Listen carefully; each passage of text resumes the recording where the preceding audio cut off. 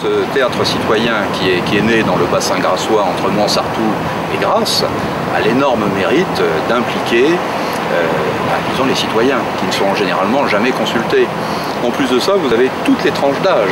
Et puis vous avez également toutes les spécificités. Vous pouvez avoir des experts jusqu'à des tout à fait simples citoyens.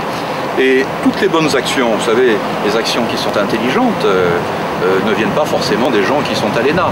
Le théâtre législatif apparaît comme un outil pédagogique extraordinaire à deux niveaux. Le premier, c'est pour les élus, les ingénieurs, les techniciens des administrations, on arrive vraiment à voir des problèmes qui sont évoqués par la population, des problèmes du quotidien. Et pour les riverains, ça leur permet quand même de s'approprier des problématiques, de les intégrer et surtout de trouver des solutions. Et à partir du moment où il y a eu cette recherche, la solution est pérenne. Le rapport entre les experts, les comédiens et la salle, que j'ai trouvé particulièrement dynamique. C'était un échange quelquefois musclé, mais dans tous les cas dynamique, avec une décontraction par rapport au sujet. Par le théâtre, ça passe peut-être plus facilement que de faire des grands discours, de pontifier, de dire on va vraiment changer les choses. Je pense que c'est une manière intelligente de faire passer un message qui est essentiel. L'eau reste un domaine essentiel et sera dans l'avenir avec le changement climatique, certainement, et de loin, le plus important. Ça me touche parce que c'est de donner la parole à...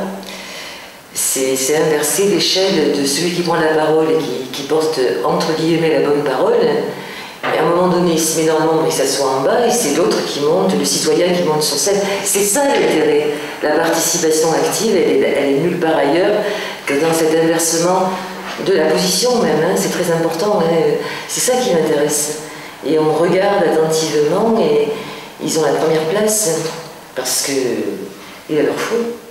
Un jour, un immense incendie se déclara dans la jungle. Affolés, tous les animaux fuyaient en tous sens. Seul un petit colibri, sans relâche, fait l'aller-retour. Il puise une minuscule goutte d'eau dans le lac et avec son petit bec, il la dépose sur le feu. Le toucan à l'immense bec l'interpelle. « Mais enfin, tu es fou, colibri. Tu ne vois pas que cela ne sert à rien ? » « En es-tu bien sûr ?»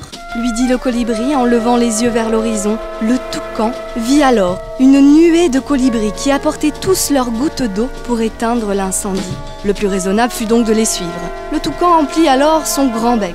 Et ce jour-là, avec les myriades de gouttes d'eau de colibri et avec l'aide du puissant toucan, figurez-vous qu'il ne fallut qu'un seul voyage pour éteindre cet incendie. Comme le disait Gandhi, soyons le changement que nous voulons voir dans le monde. Moi, je ne veux pas être un voleur. Point final. Moi, je ne veux pas consommer au-delà de ce qui me revient, de ce qui m'est nécessaire. Et c'est un rapport à soi, c'est-à-dire à ma cohérence. Et si je veux construire ma cohérence, je ne peux pas en avoir à la fois un discours et le contraire et me comporter dans le contraire de mon discours. Et qu'est-ce qui donne à l'être humain sa pleine dignité? C'est qu'il tente la cohérence. Ça ne veut pas dire qu'il y arrive, mais je tente la cohérence. Et je crois que si chacun de nous tentait cette cohérence, on ne sentirait même pas qu'on est en train d'économiser, on ne sentirait même pas. Et à ce moment-là, donc on va rentrer dans quelque chose où la conscience est effectivement tellement éveillée qu'elle nous donne de la joie. Parce qu'aujourd'hui, ce qu'il faut toujours savoir, c'est que l'argent ou la finance vous donnera tous les plaisirs, mais ne vous donnera jamais la joie. La joie ne s'achète pas.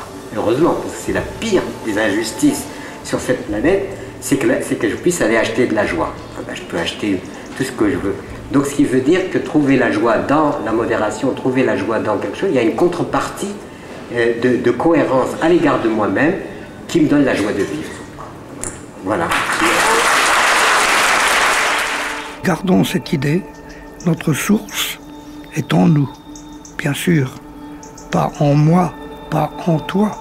J'ai bien dit en nous les 8 milliards d'êtres humains.